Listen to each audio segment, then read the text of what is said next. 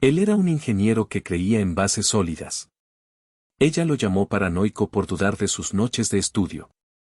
Lo que encontró en el apartamento de su colega no solo rompió su corazón, sino que desató una venganza que destruiría un imperio de mentiras. Si aún no estás suscrito al canal, haz clic en el botón de suscripción y activa la campanita para no perderte ninguna de nuestras historias. Tu apoyo significa todo para nosotros. Si esta historia te parece interesante, déjale un like.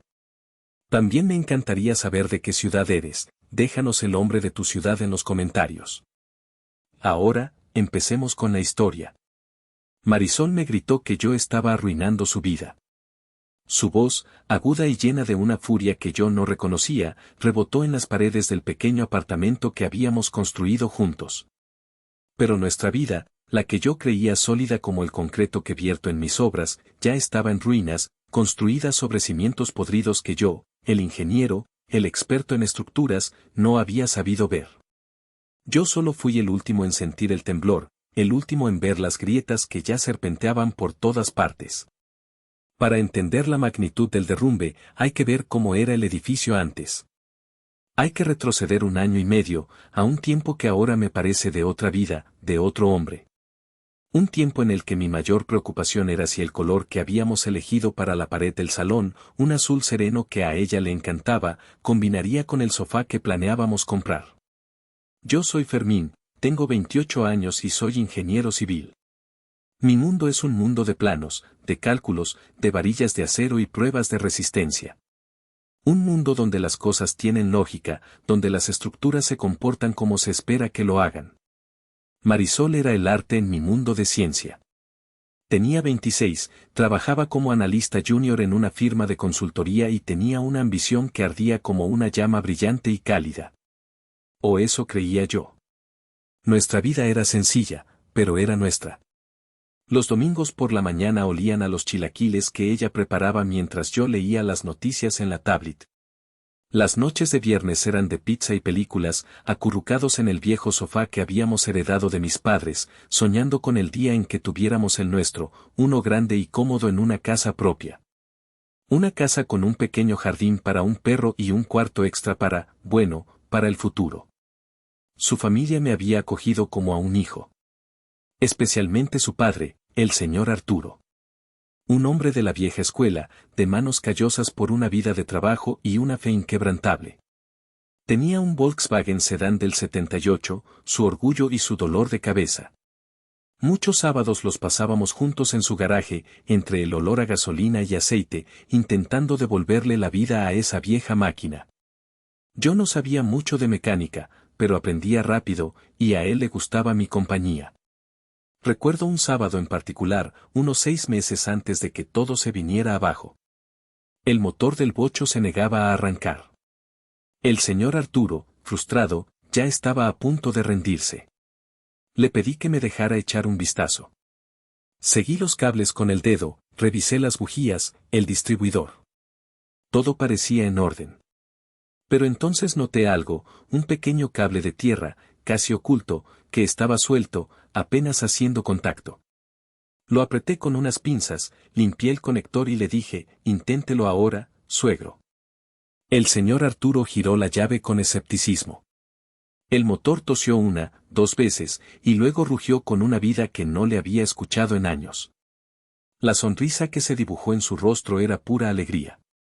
Me dio una palmada en la espalda, tan fuerte que casi me saca el aire. ¿Ves, muchacho?, me dijo con los ojos brillantes. Tienes ojo para los detalles que importan, para encontrar la falla oculta. Eres un buen hombre, Fermín. Un hombre de fiar. Por eso sé que mi hija está en buenas manos contigo. Cuídala bien. Sus palabras se quedaron grabadas en mi pecho como un juramento. Cuidar de Marisol. Era la base de mi estructura, el pilar maestro de mi vida. Y yo le creí. Creí en su sonrisa, en sus te amo susurrados por la noche, en el futuro que pintábamos juntos. Pero en toda relación hay fantasmas. La mía tenía una relación anterior, en la universidad, que había terminado mal. Había terminado porque yo había sido un celoso inseguro, un novio que veía amenazas en cada esquina. La ruptura me había dolido, pero sobre todo, me había avergonzado. Me había jurado a mí mismo no volver a ser ese hombre. Nunca más. Así que cuando las primeras señales aparecieron, cuando las primeras grietas finas como un cabello comenzaron a mostrarse en la fachada de nuestra vida perfecta, yo las ignoré. Me dije a mí mismo que eran solo mis demonios, el eco de ese joven inseguro que había jurado dejar atrás. No otra vez, me repetía en silencio por las noches. Esta vez confiaré. No seré ese hombre. Y esa promesa, nacida de la mejor de las intenciones, se convirtió en mi ceguera. La herramienta que usé para construir mi propia destrucción. Porque mientras yo me esforzaba por ser un hombre mejor, más confiado y moderno, la estructura de mi vida se estaba pudriendo desde adentro, y yo, el ingeniero, estaba demasiado ocupado mirando mis propios planos viejos como para darme cuenta. Todo comenzó de forma tan inocente que casi da risa. Una noche, mientras cenábamos, Marisol mencionó un nombre nuevo. Esteban. Es un colega de la oficina, un senior, dijo con la boca llena de pasta. Es un genio, Fermín, de verdad. Pasó la certificación de gerente de proyectos con una de las notas más altas de la historia de la firma. Y se ofreció a ayudarme a estudiar para la mía. La miré por encima de mi copa de agua. Sus ojos brillaban con esa chispa de ambición que tanto me gustaba. La certificación era importante para ella, un peldaño crucial para el ascenso que anhelaba. Eso es increíble, mi amor, le dije, y lo decía en serio. Qué buena onda de su parte. Lo sé, ¿verdad? Dice que ve mucho potencial en mí, añadió, y se sonrojó un poco. En ese momento, mi corazón se llenó de orgullo. Estaba orgulloso de ella, de su empuje, de su capacidad para hacerse notar. La idea de que un colega experimentado la estuviera ayudando me pareció una bendición. Luchando activamente contra el fantasma de mis celos pasados, abracé la noticia. Era una prueba, me dije. Una prueba de que había cambiado, de que confiaba en ella y en nuestra relación. Las primeras sesiones de estudio fueron esporádicas. 1 o 2 veces por semana. Marisol llegaba a casa tarde, pasada la medianoche, con el cerebro frito pero con una energía renovada. Me contaba sobre los complejos diagramas de Gantt que habían revisado, sobre las metodologías ágiles que Esteban le había explicado con una claridad que, según ella, ningún libro podía igualar. Pero pronto, el patrón comenzó a cambiar. Las sesiones se hicieron más frecuentes. 3, a veces 4 veces por semana. Y siempre, sin excepción, eran en el apartamento de Esteban. ¿Y por qué no estudian en la oficina? O aquí en casa, podríamos prepararte un espacio tranquilo, sugerí una noche, tratando de que sonara casual. Ay, no, mi amor, respondió ella sin levantar la vista de su teléfono. En la oficina siempre hay alguien que interrumpe. Y aquí, bueno, nos distraeríamos, dijo, y me guiñó un ojo. Además, Esteban tiene todos los libros, los apuntes de su examen, una pizarra enorme. Su apartamento es como un búnker de estudio perfecto. Sonaba lógico. Demasiado lógico. Pero yo me aferré a esa lógica como un náufrago a una tabla. Era mi deber confiar. Un fin de semana, mientras tomábamos unas cervezas con mi primo Carlos, se lo conté. Carlos es mi polo opuesto. Es mecánico, dueño de su propio taller. Es ruidoso, directo y tiene un detector de mentiras incorporado que funciona a base de instinto puro. Le conté, con un tono de orgullo, sobre la dedicación de Marisol y la ayuda invaluable de su mentor. Carlos dejó su botella sobre la mesa con un golpe seco. A ver, primo, déjame entender, dijo, inclinándose hacia adelante. Tu chava se va 3 o 4 noches por semana a casa de un güey que apenas conoces. Se quedan, estudiando, hasta las 2 de la mañana. Y tú te quedas aquí como un santo esperando. Está estudiando para un examen importante, Carlos. Le está ayudando con su carrera, repliqué, sintiendo una punzada de irritación. Carlos soltó una carcajada que resonó en todo el bar.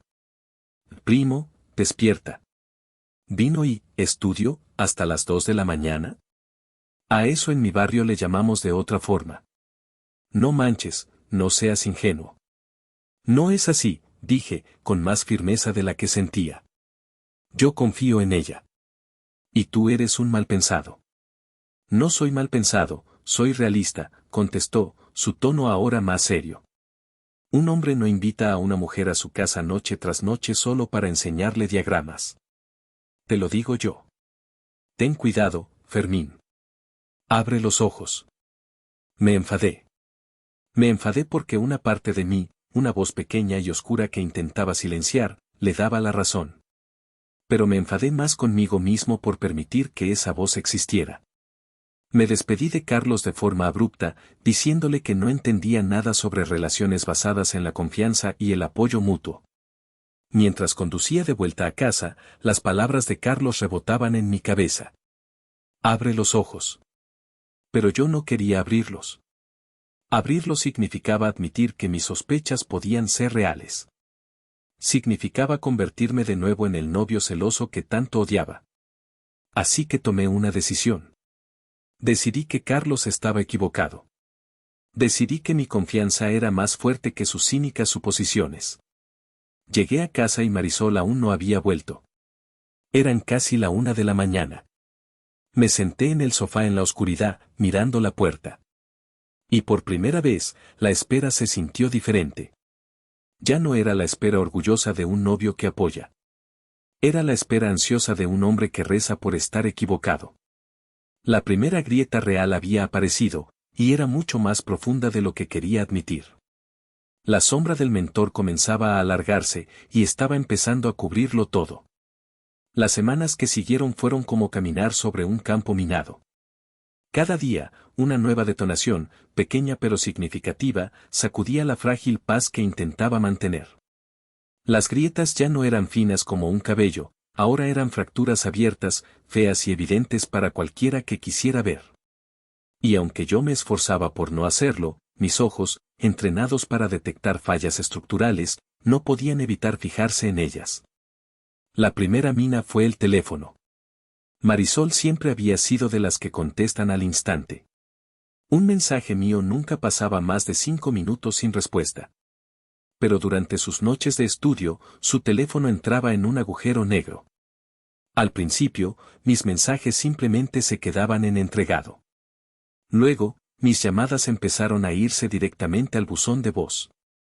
Es que lo pongo en modo avión, mi amor, me explicó una noche cuando le pregunté. Si no, no me concentro. Esteban es muy estricto con eso, 0 distracciones. La excusa era plausible, pero la sensación que me dejaba era de frío. ¿Y si había una emergencia? ¿Y si me pasaba algo? ¿Y si sus padres la necesitaban? Planteé estos escenarios, y ella me acusó de ser dramático. Por unas horas no pasa nada, Fermín. No seas exagerado. Luego vino el olor. Un aroma dulzón a vino tinto que se adhería a su ropa y a su aliento cuando llegaba a casa de madrugada.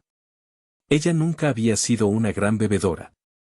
Una copa en una cena especial, quizás.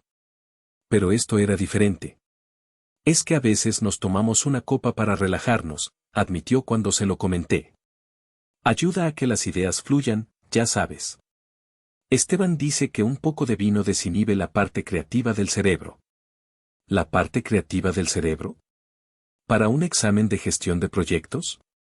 Mi mente de ingeniero no podía procesar esa lógica. Los cálculos no cuadraban. Pero de nuevo, me tragué mis dudas. No quería parecer un puritano controlador. La situación se tensó aún más una noche de jueves. Eran más de las 10 y yo sabía que no habían cenado. Me sentí un buen novio al pensar en llevarles algo.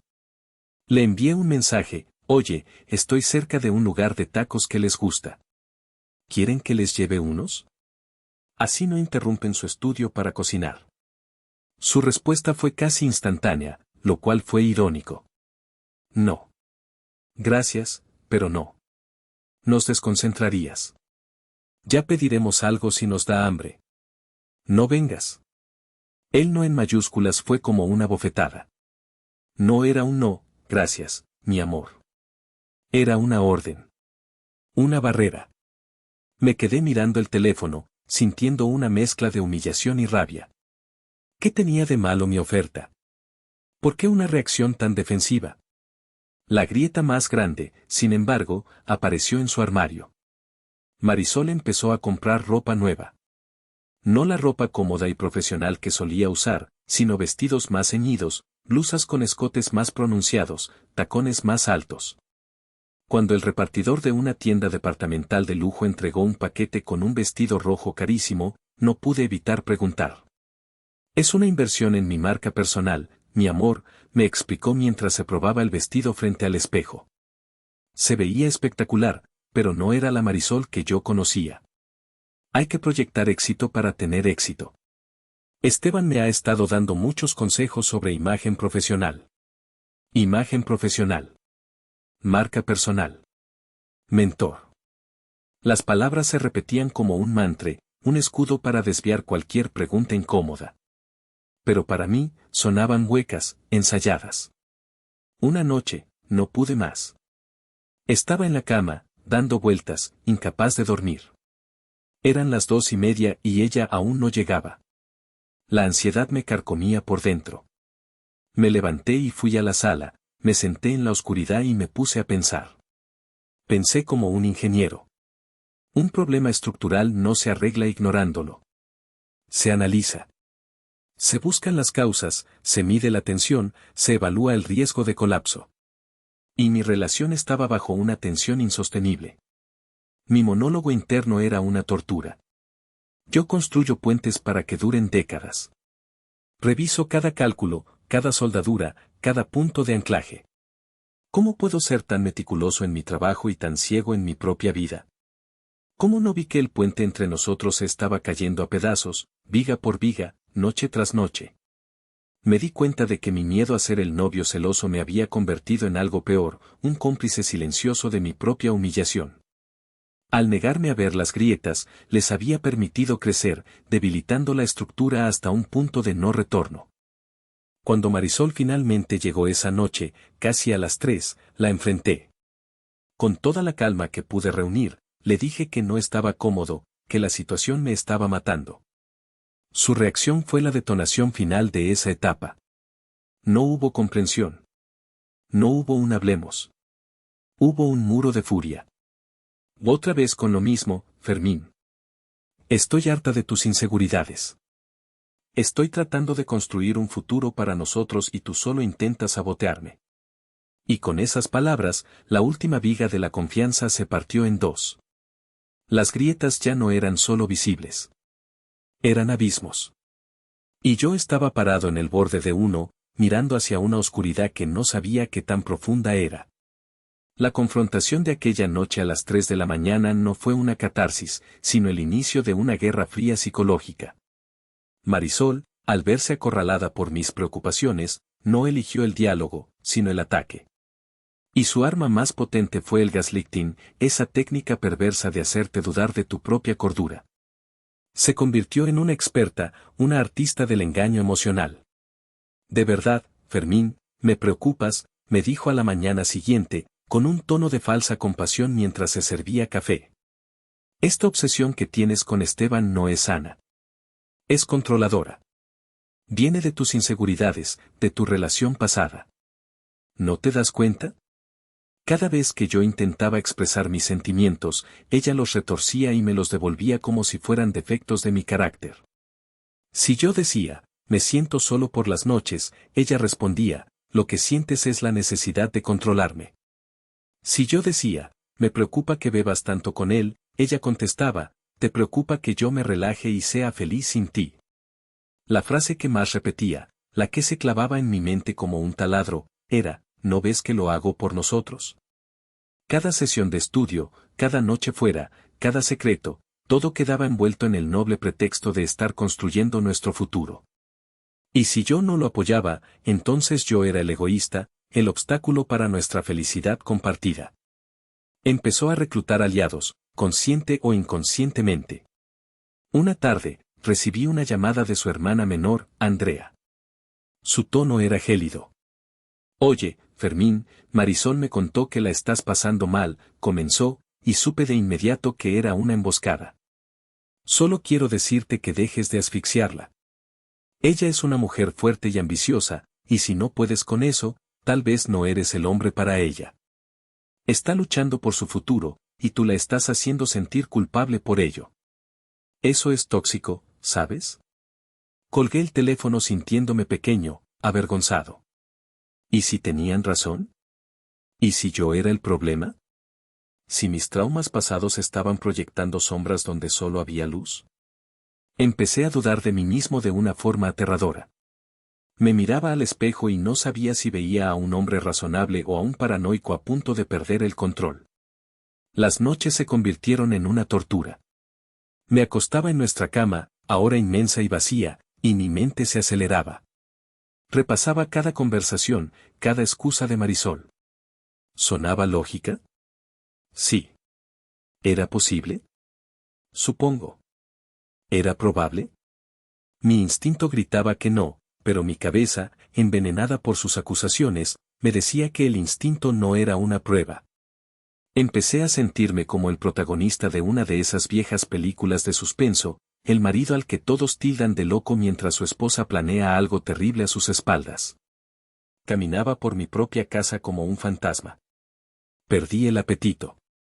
En el trabajo, mis compañeros me preguntaban si estaba bien, que me veían distraído, ojerudo.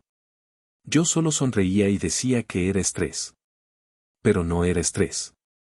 Era una erosión lenta y constante de mi propia realidad.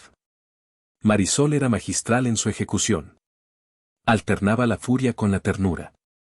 Después de una gran pelea, donde me acusaba de ser un monstruo celoso, al día siguiente podía sorprenderme con mi cena favorita o un beso apasionado al llegar del trabajo. Perdóname por haberme enojado, mi amor, decía, acariciándome la cara. Es que me frustra que no veas lo mucho que te amo y lo mucho que me esfuerzo por nuestro futuro. Prométeme que confiarás en mí. Y yo, desesperado por un poco de normalidad, por un destello de la mujer de la que me había enamorado, se lo prometía. Y el ciclo volvía a empezar. La promesa, la duda, la pregunta, la acusación, la culpa. Era una montaña rusa emocional diseñada para mantenerme desorientado y sumiso. Un día, llegué a casa y la encontré llorando en el sofá. Corrí hacia ella, alarmado. ¿Qué pasa, mi amor? ¿Qué tienes?, le pregunté, abrazándola. Ella sollozó en mi hombro. Es que a veces siento que no puedo más. La presión del trabajo, el examen, y sentir que no tengo tu apoyo incondicional, me está matando, Fermín. A veces pienso en dejarlo todo, en renunciar al examen. Pero luego pienso en la casa que queremos, en la vida que soñamos, y sigo adelante. Pero es tan difícil hacerlo sintiendo que dudas de mí a cada paso. Fue su obra maestra. En un solo movimiento, se convirtió en la víctima, en la heroína sacrificada, y yo, en el villano insensible que añadía peso a su ya pesada carga. Me sentí como la peor persona del mundo. Le pedí perdón, le juré que la apoyaría, que dejaría mis tonterías a un lado. Esa noche, mientras ella dormía plácidamente, había cancelado su sesión de estudio por estar emocionalmente agotada, yo me quedé despierto, mirándola. Y por primera vez, una idea fría y aterradora se abrió paso a través de la niebla de la culpa. Todo esto, cada lágrima, cada acusación, cada gesto de ternura, se sentía ensayado. Calculado. Como una estrategia. Y si era una estrategia, significaba que había una guerra. Y en esa guerra, yo era el único que no sabía que estaba luchando. La niebla del gaslighting era densa, pero mi instinto de supervivencia, esa parte primitiva de mi cerebro que gritaba peligro, se negaba a morir. Empecé a buscar pruebas, no de infidelidad, sino de la veracidad de su historia. Necesitaba un dato objetivo, un ancla en la realidad que me impidiera ahogarme en el mar de la duda. Y la oportunidad, como suele ocurrir, llegó de la forma más inesperada. Mi empresa organizó un pequeño evento de fin de año, una comida en un restaurante para celebrar los proyectos completados. Resultó que la firma de Marisol había colaborado en uno de ellos, así que varios de sus colegas también estaban invitados. Era la oportunidad perfecta. Oye, mi amor, ¿Esteban irá a la comida?, le pregunté con la mayor naturalidad posible mientras nos arreglábamos. Ella se tensó visiblemente por un segundo, un microgesto que no se me escapó. No, no creo. Él no es mucho de eventos sociales. Es muy enfocado en su trabajo, dijo rápidamente. A pesar de mi decepción, decidí que igualmente intentaría socializar con sus compañeros. Quería ponerle cara a los nombres que ella a veces mencionaba, entender mejor su mundo. En el restaurante, la vi hablando animadamente con un grupo. Me acerqué y me presentó. Entre ellos estaba Sofía, una chica amable y risueña que yo ya había visto un par de veces. Era del mismo departamento que Marisol. Después de las presentaciones de rigor, me quedé charlando con ella mientras Marisol iba a buscar unas bebidas. Así que tú eres el famoso Fermín, dijo Sofía con una sonrisa. Marisol habla mucho de ti. Y de lo mucho que la apoyas con todo el estrés del examen de certificación. Bueno, hago lo que puedo, respondí, sintiendo una punzada de ironía. Ella es la que hace todo el trabajo duro. Esas sesiones de estudio hasta la madrugada suenan brutales. Sofía frunció el ceño, una expresión de genuina confusión. ¿Sesiones de estudio? ¿Con quién?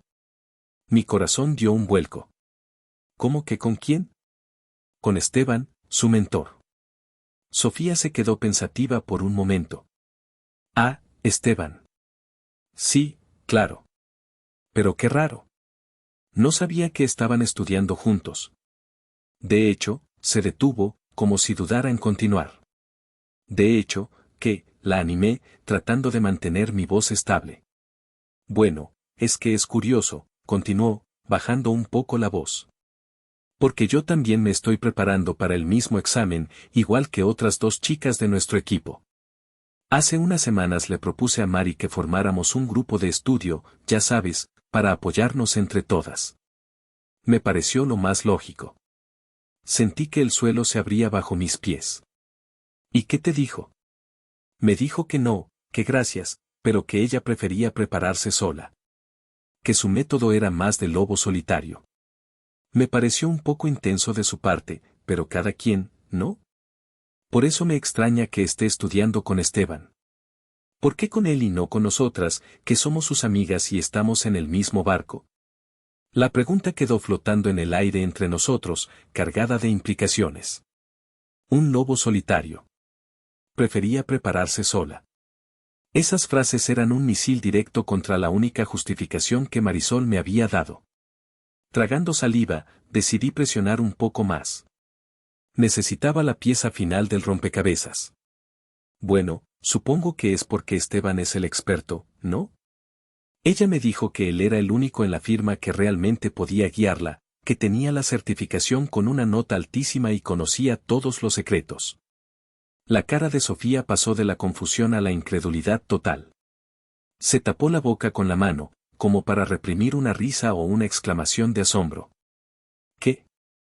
Esteban, dijo, ahora casi en un susurro. Fermín, con todo respeto, pero eso es, una locura. ¿Quién le dijo eso? Ella me lo dijo, respondí, mi voz apenas un hilo.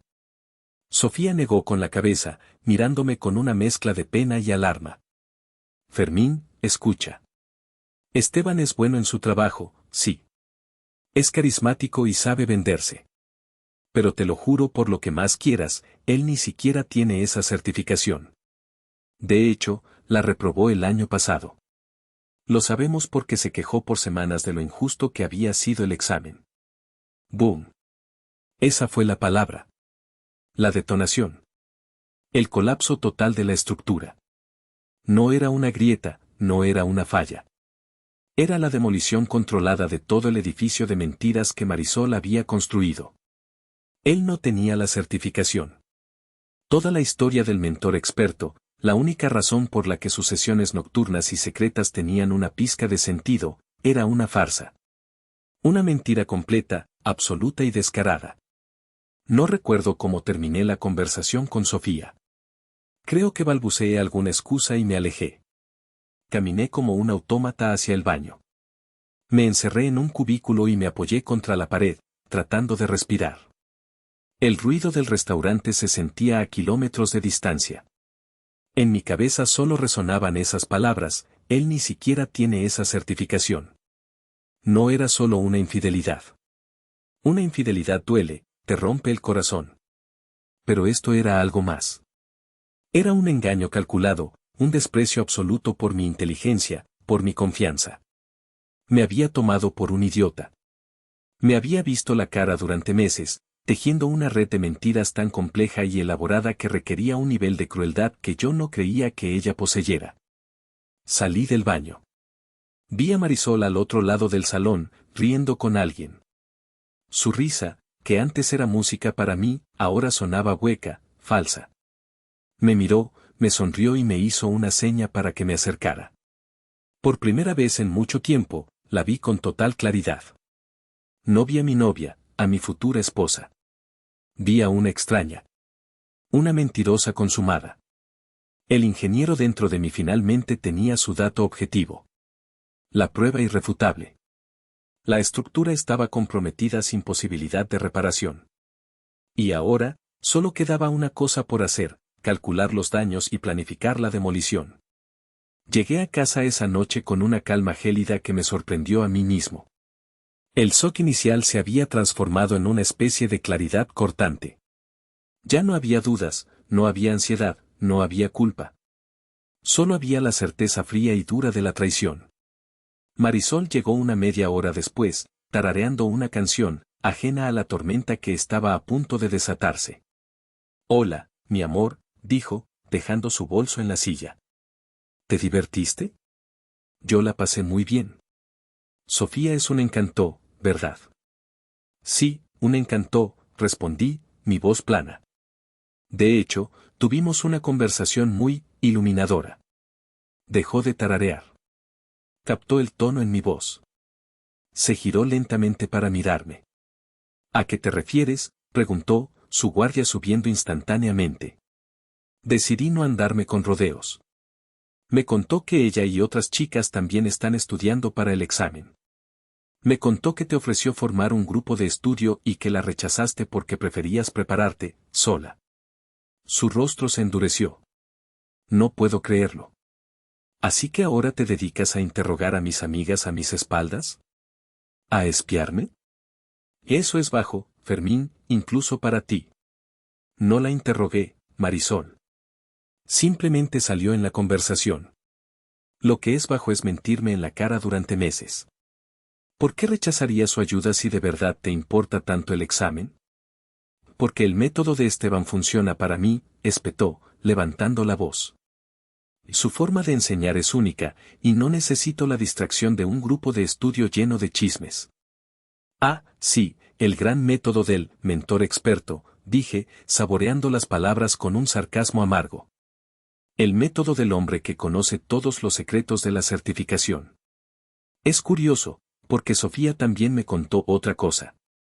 Me incliné hacia adelante, mirándola fijamente a los ojos, disfrutando del pánico que comenzaba a aflorar en ellos. Me contó que tú, mentor, el gran Esteban, ni siquiera tiene la certificación que se supone que te está ayudando a pasar. Me contó que, de hecho, la reprobó el año pasado. Silencio. Un silencio tan absoluto que podía escuchar el zumbido del refrigerador. El color desapareció del rostro de Marisol. Vi cómo su mente trabajaba a toda velocidad, buscando una salida, una nueva mentira, una excusa. Pero no había ninguna. La había atrapado. La había acorralado con la verdad. Su reacción no fue de arrepentimiento. No fue de vergüenza. Fue de furia. La furia de un animal acorralado. «Ella es una mentirosa», gritó, su voz temblando. «Una envidiosa. Y seguro está celosa de que Esteban me preste atención a mí y no a ella. No puedes creerle a ella por encima de mí, tu novia». «De verdad», respondí, mi voz peligrosamente tranquila. «Entonces es una coincidencia que toda tu historia se desmorone. Es una coincidencia que me mientas sobre querer estudiar sola. Es una coincidencia que el experto resulte ser un fraude. ¿Cuántas coincidencias necesito para dejar de ser un idiota, Marisol? No es asunto tuyo como estudio o con quién», chilló, dando un paso atrás, buscando espacio. mi carrera y mis métodos no están sujetos a tu aprobación.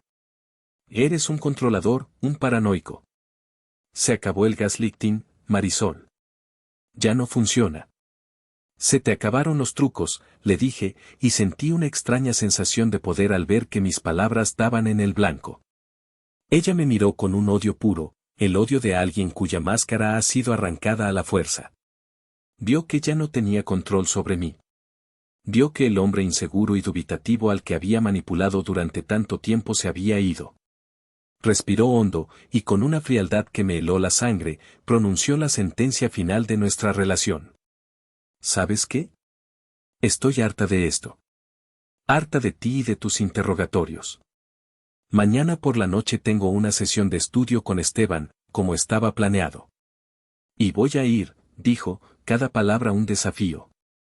Si no puedes manejarlo, si no puedes vivir con eso, entonces es tu problema, no el mío.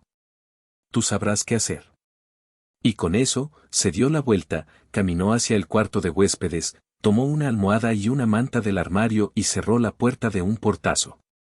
Me quedé de pie en medio de la sala, en el silencio ensordecedor que había dejado. El ultimátum estaba sobre la mesa. Acepta mis mentiras o lárgate. Esa era su oferta. Pero yo ya no era el hombre que acepta tratos injustos. El ingeniero dentro de mí sabía que cuando una estructura está condenada, no se intenta apuntalar. Se demuele. Y yo tenía el plano perfecto para la demolición. Solo necesitaba esperar el momento adecuado para presionar el detonador. Y ese momento sería mañana por la noche. El portazo del cuarto de huéspedes resonó en la casa como el disparo de salida de una carrera que yo no sabía que estaba corriendo. Me quedé solo en la sala, rodeado por los fantasmas de lo que habíamos sido. Cada foto en la pared, cada cojín en el sofá, cada objeto que habíamos elegido juntos, ahora parecía una burla. Me senté en la oscuridad, pero esta vez no había tormento. La furia y el dolor se habían decantado en una resolución fría y pesada. Ya no se trataba de salvar la relación. Se trataba de salvarme a mí, de recuperar la dignidad que me habían arrebatado poco a poco. Mi mente, libre por fin de la niebla de la duda, empezó a trabajar con una claridad aterradora. Repasé los últimos meses, no como un novio herido, sino como un fiscal construyendo un caso. Cada mentira, cada excusa, cada lágrima de cocodrilo. Y vi el patrón. Vi la arrogancia. La arrogancia de creer que yo era tan estúpido, tan ciego de amor, que nunca me daría cuenta. Recordé una escena de hacía un par de meses, algo que en su momento me pareció trivial. Una noche, llegué a casa y la encontré absorta en su laptop. Me asomé por encima de su hombro y vi que estaba en el perfil de LinkedIn de una colega. La pantalla mostraba un anuncio brillante, felices de anunciar la promoción de, nombre de la colega, a gerente de proyectos. Marisol cerró la laptop de golpe, como si la hubiera pillado haciendo algo malo. Pero no antes de que yo escuchara un susurro amargo que se le escapó, ¿por qué ella y yo no? ¿Qué tiene ella que yo no tenga? En ese momento, la compadecí. Vi su inseguridad. Pero ahora, esa misma escena adquiría un nuevo significado. No era solo inseguridad. Era la envidia corrosiva que se había convertido en el motor de su engaño. No podía competir limpiamente, así que buscó un atajo. Y Esteban era ese atajo. Un atajo que no solo la llevaba a una supuesta ventaja profesional, sino también a una aventura que le daba la emoción y la validación que nuestra vida estable y aburrida aparentemente ya no le ofrecía. Mi mirada se posó en el teléfono, sobre la mesita de centro. Encima, había un pequeño marco de plata que nos regaló su madre. Dentro, una foto de nosotros cuatro, Marisol, su padre, su madre y yo, en la última Navidad. Todos sonriendo. El señor Arturo tenía su brazo sobre mi hombro. El recuerdo de su confianza, de sus palabras en el garaje, fue como echar gasolina al fuego. Eres un buen hombre, Fermín. Cuida bien de mi niña. La rabia que sentí fue diferente a todo lo que había experimentado. No era una rabia caliente y explosiva. Era fría, pesada y paciente. Era la rabia de una traición a múltiples niveles. Marisol no solo me había traicionado a mí. Había traicionado la imagen que su propia familia tenía de ella. Había traicionado la fe ciega de su padre. Había usado su amor y su apoyo financiero como un escudo para ocultar sus mentiras. Ellos también eran víctimas en esta historia. Estaban invirtiendo en un futuro que era una farsa. Pagaban parte de su alquiler, la ayudaban con los pagos de su auto, todo para que su niña buena pudiera salir adelante. ¿Y cómo les pagaba a ella? Engañando al hombre que ellos habían acogido como a un hijo, en los brazos de un farsante. Fue en ese momento, sentado en la oscuridad de mi sala profanada, que la idea nació. No fue un plan elaborado al instante, sino una semilla que germinó en el suelo fértil de mi ira y mi dolor. Si su mayor miedo era el fracaso, si su mayor orgullo era la imagen de hija perfecta y profesional exitosa que proyectaba ante su familia, entonces la verdad no solo debía liberarme a mí. La verdad debía destruir su teatro. Ya no era suficiente con terminar la relación. Eso sería dejarla irse con su narrativa intacta, probablemente contándoles a todos cómo su novio celoso y controlador no pudo soportar su éxito y la saboteó. No. Yo necesitaba pruebas. Pruebas irrefutables. Y necesitaba que las vieran las personas a las que ella más temía decepcionar. La venganza no era mi primer instinto. Mi primer instinto había sido la confianza, luego la duda, luego el dolor.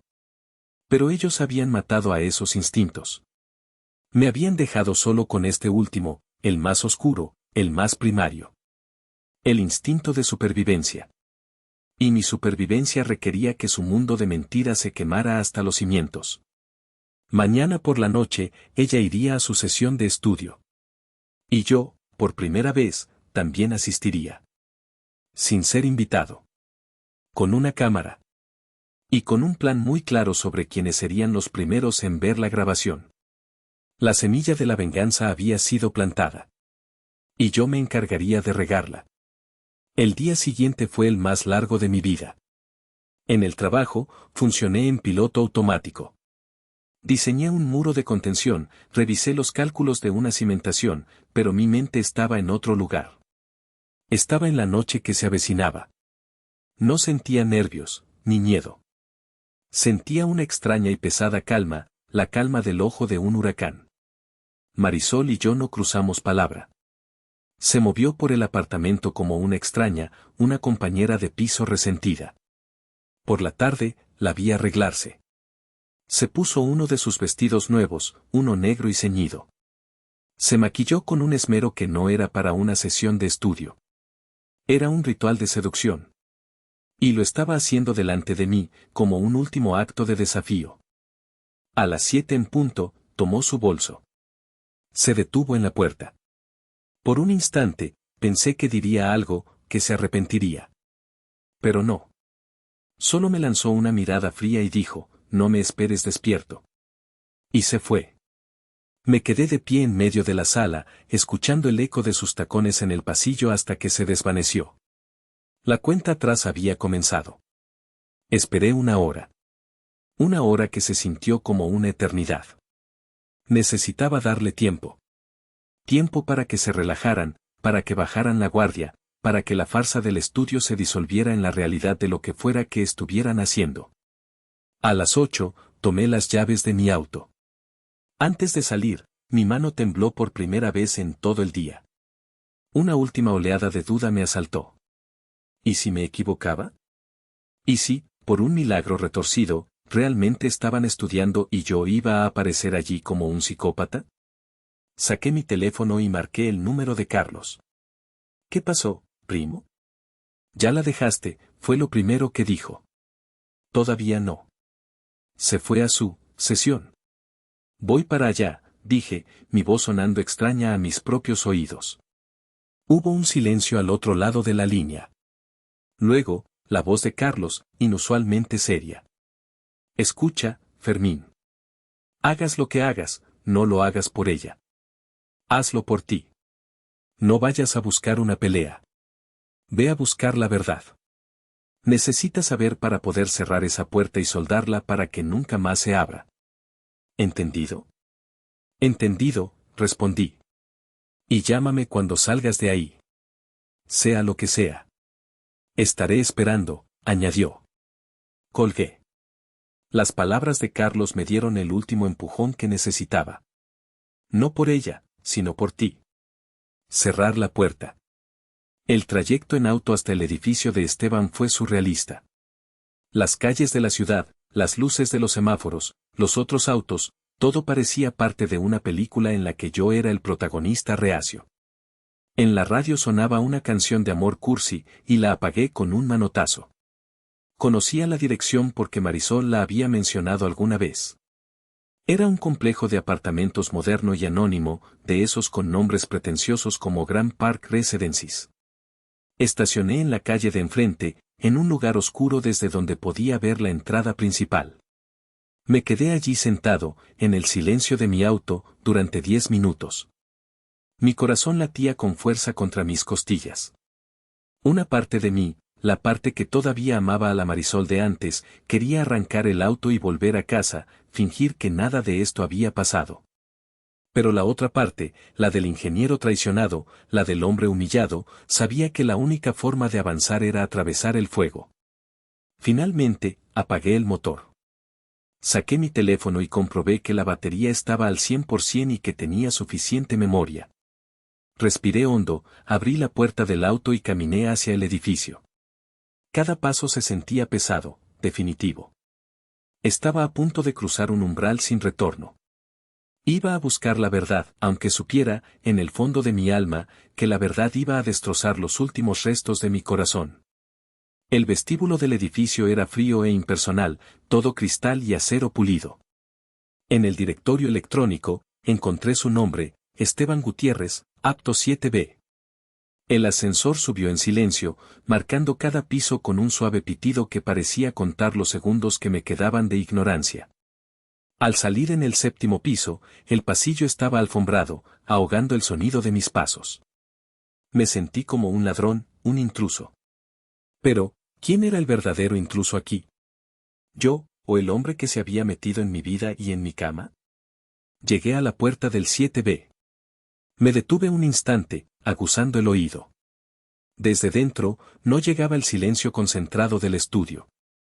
Llegaba el sonido de música, una de esas listas de reproducción de indie pop romántico que Marisol solía poner en casa. Y por debajo de la música, el murmullo de voces y risas ocasionales. Mi mano se sentía pesada como el plomo cuando la levanté para tocar. Golpeé la puerta. 2 veces. Fuerte y claro. El silencio que siguió fue instantáneo. La música se detuvo abruptamente.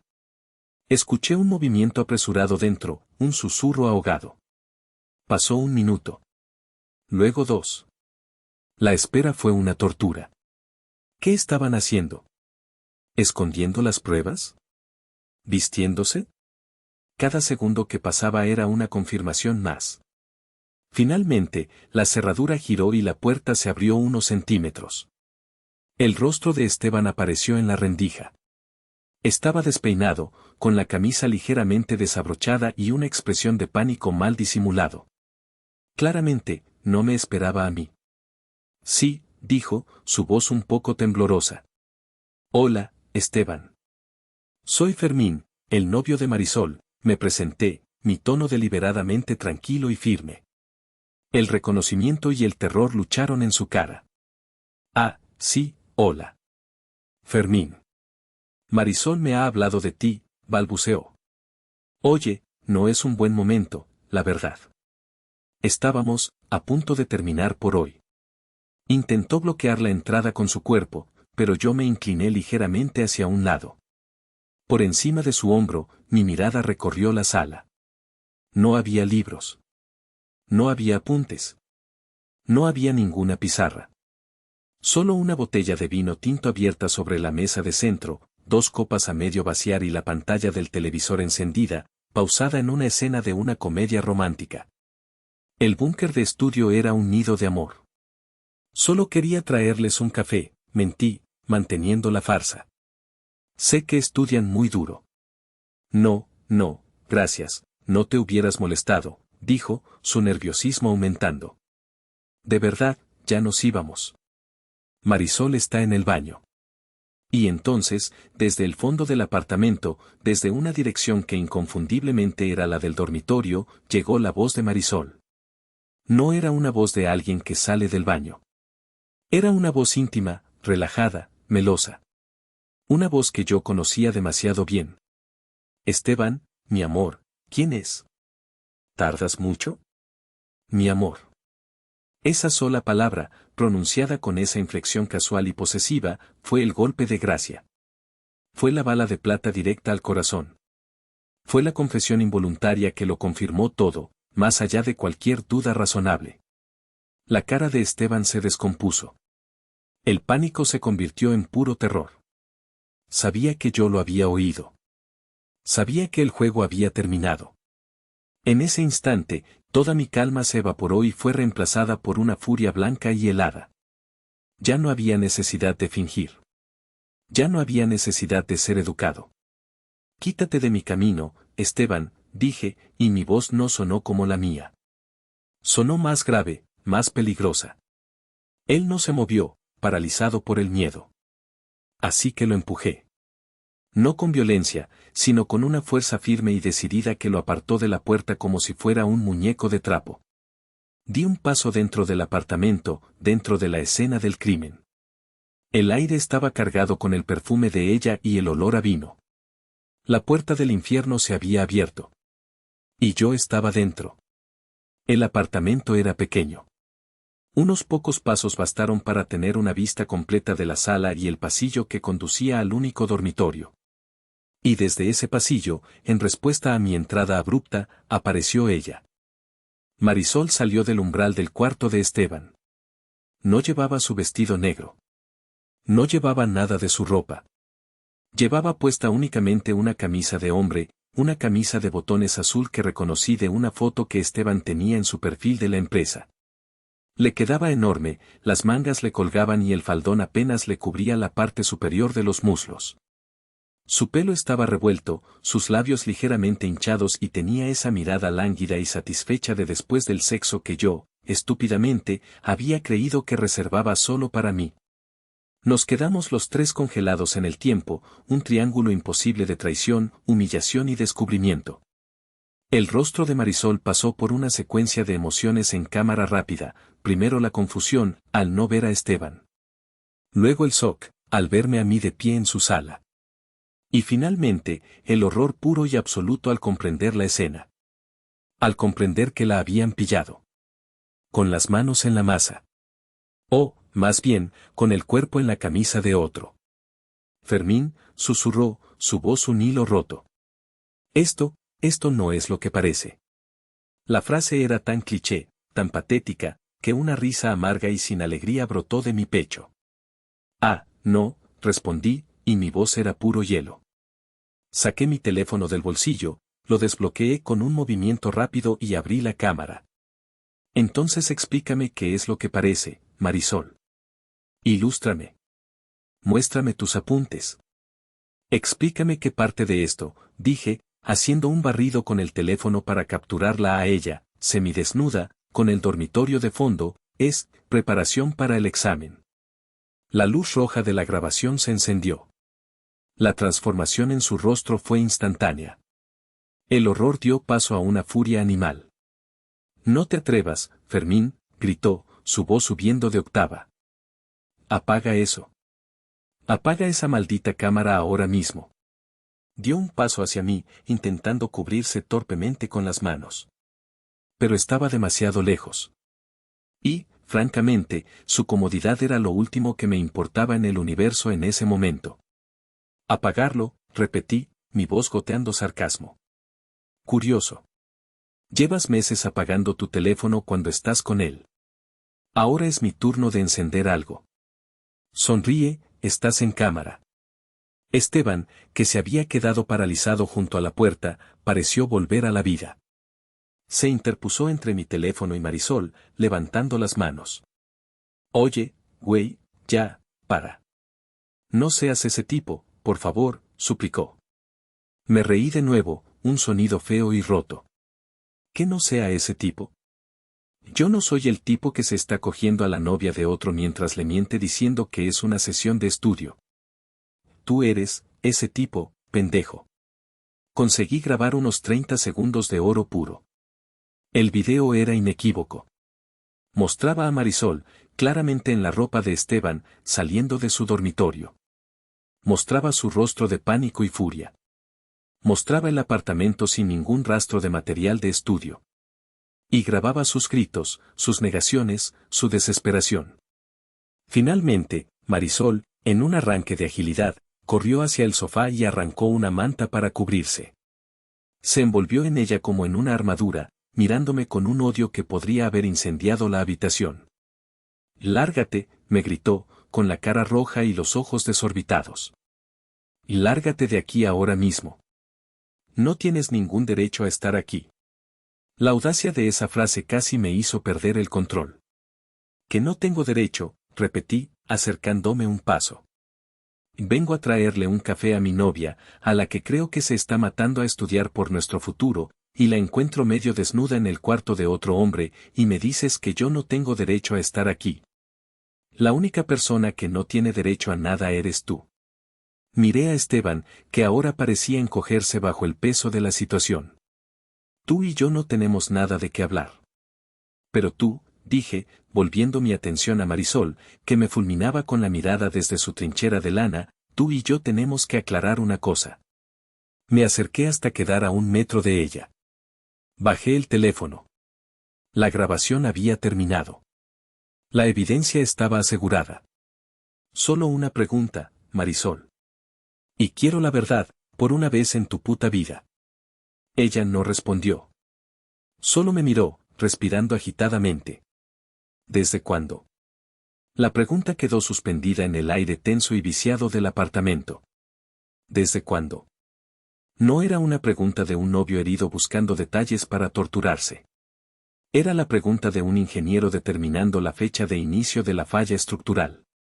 Marisol me sostuvo la mirada, su mandíbula apretada. En sus ojos ya no había miedo, solo un desafío gélido. «Eso no importa», escupió las palabras. «Lo que importa es que invadiste nuestra privacidad. No puedes simplemente aparecerte en casa de la gente sin ser invitado». «Nuestra privacidad», repetí, incrédulo. «Estabas en mi cama hace 2 noches. Me besaste esta mañana antes de irte a trabajar». «¿De qué, nuestra, privacidad hablas?» Me di cuenta de que no iba a obtener una respuesta de ella. Su mecanismo de defensa era el contraataque, la negación, la transferencia de culpa. Así que giré mi cabeza y miré a Esteban, que seguía pegado a la pared como si quisiera fundirse con ella. «Tú», le dije, mi voz sin inflexiones. «¿Desde cuándo?» Él tragó saliva, sus ojos yendo de Marisol a mí. Parecía un niño atrapado en una pelea de sus padres. Marisol le lanzó una mirada asesina, una advertencia silenciosa. Pero el miedo que me tenía a mí en ese momento era mayor que el que le tenía a ella. Como 1 mes, susurró, su voz apenas audible. 1 mes. 30 días. Más de 700 horas. 1 mes de mentiras diarias.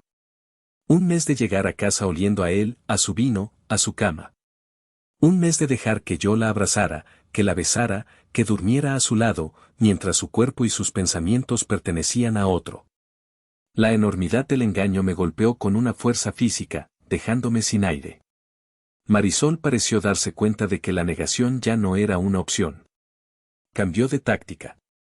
Intentó sonar razonable, adulta. «Fermín, tenemos que hablar», dijo, su voz ahora más suave, controlada. «Pero no aquí. No así. Vete a casa y lo discutiremos como adultos. Podemos arreglar esto». La miré. Miré a la mujer envuelta en una manta en el apartamento de su amante, la mujer que me había mentido, manipulado y humillado durante semanas, y que ahora tenía la audacia de hablar de arreglar esto.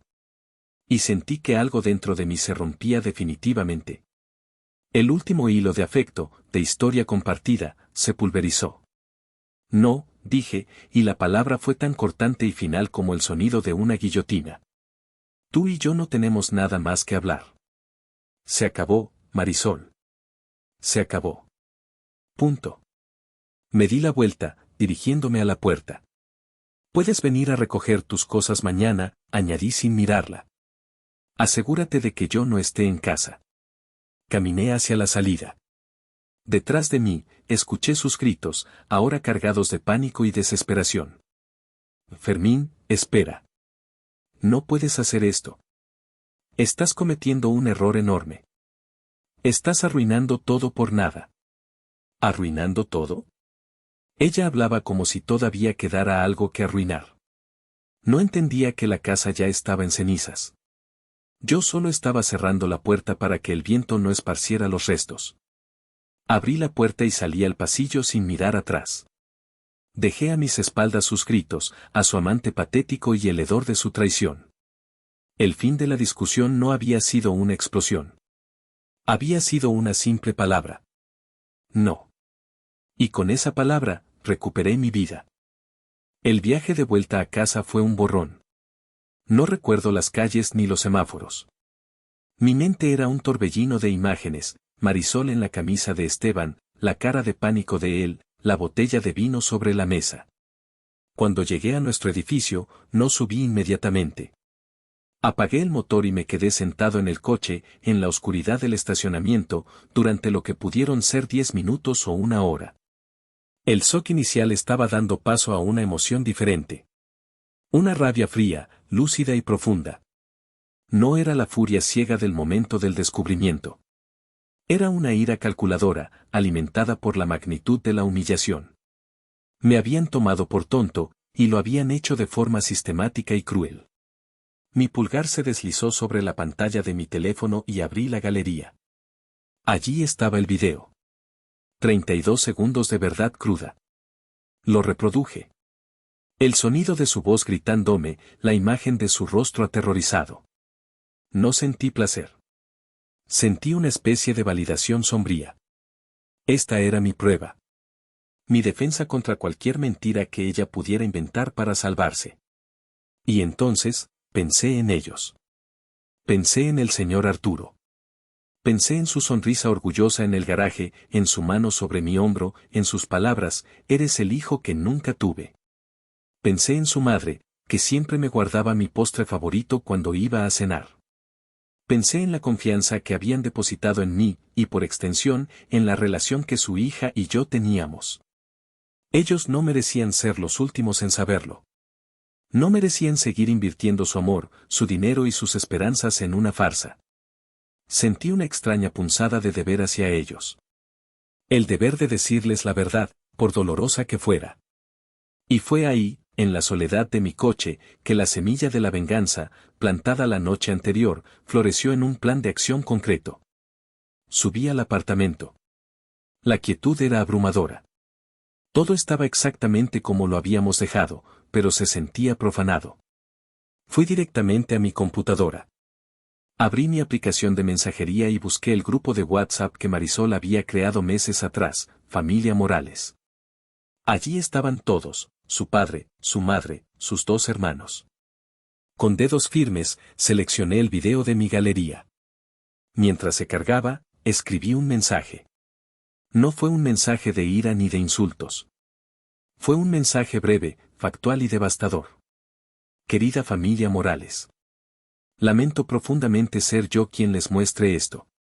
Durante meses, Marisol me ha estado mintiendo, diciendo que estudiaba por las noches con un colega para avanzar en su carrera. Esta noche, preocupado porque no contestaba, fui a llevarle un café. Esto fue lo que encontré. Creo que merecen saber la verdad sobre la persona en la que han depositado su confianza y su apoyo.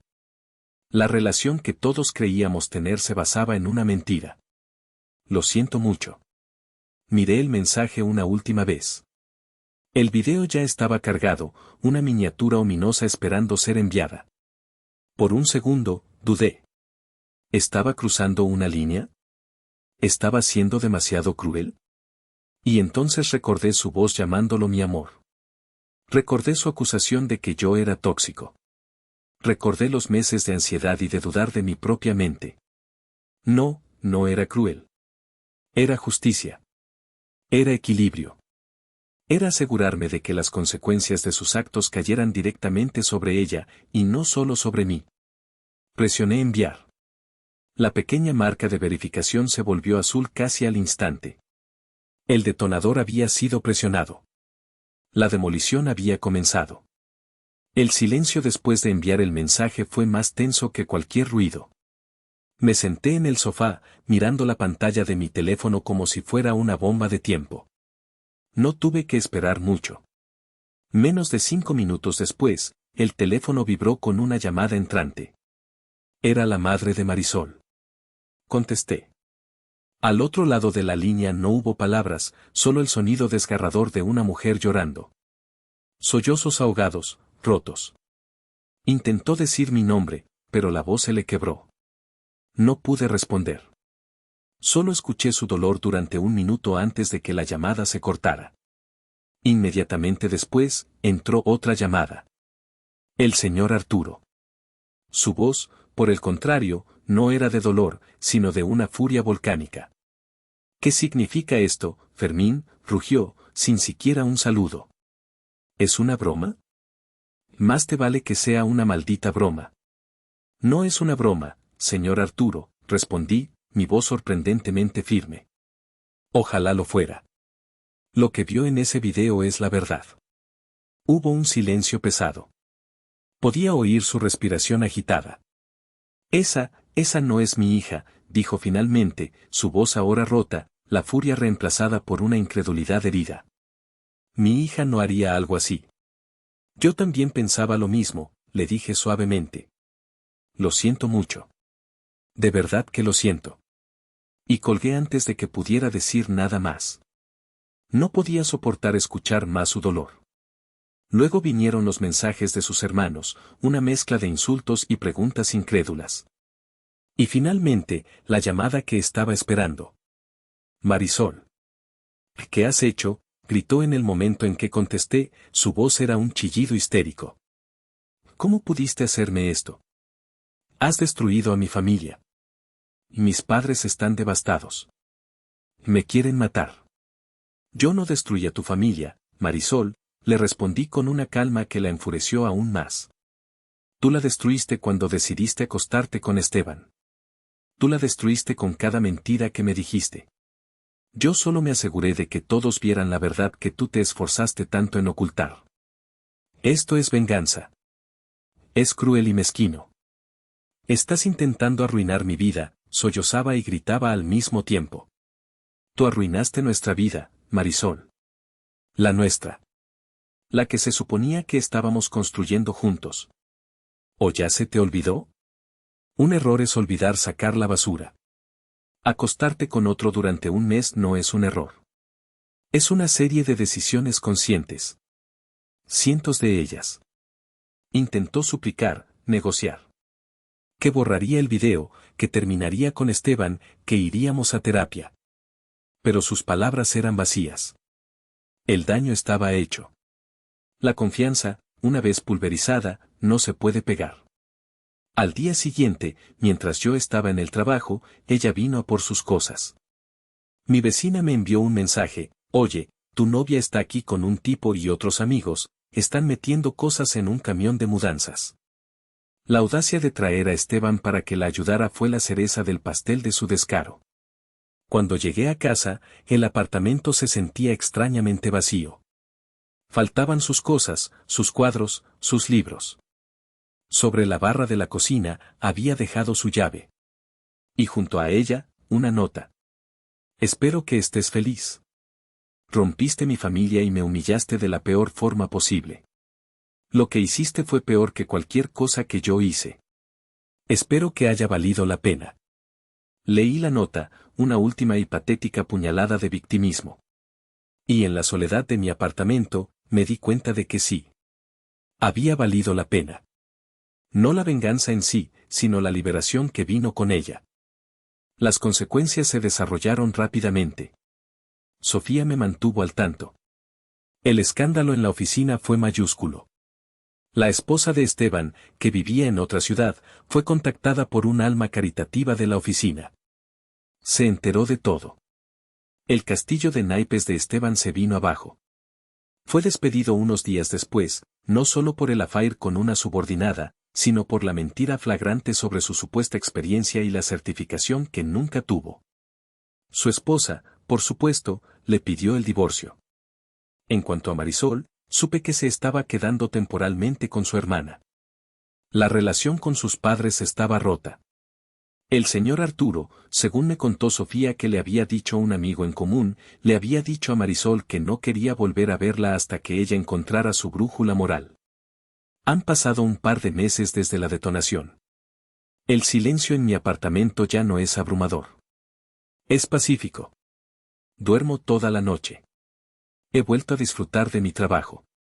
La ansiedad constante, esa sensación de caminar sobre cáscaras de huevo, ha desaparecido. A veces, por la noche, miro los planos de un nuevo edificio en mi escritorio. Pienso en las estructuras, en las bases, en la importancia de construir sobre terreno sólido. Una mentira puede levantar un rascacielos de engaños, pero sus cimientos siempre son de arena. Tarde o temprano, con el más mínimo temblor, todo se derrumba. El derrumbe de mi vida fue doloroso, sí. Pero me permitió limpiar los escombros. Y ahora, por fin, puedo empezar a construir de nuevo. Sobre terreno sólido. Sobre mi propio terreno. Y con la certeza de que la lección más importante que un ingeniero, o cualquier hombre, puede aprender es esta: confía en tus cálculos, pero sobre todo, confía en tu instinto cuando te dice que la estructura está a punto de colapsar.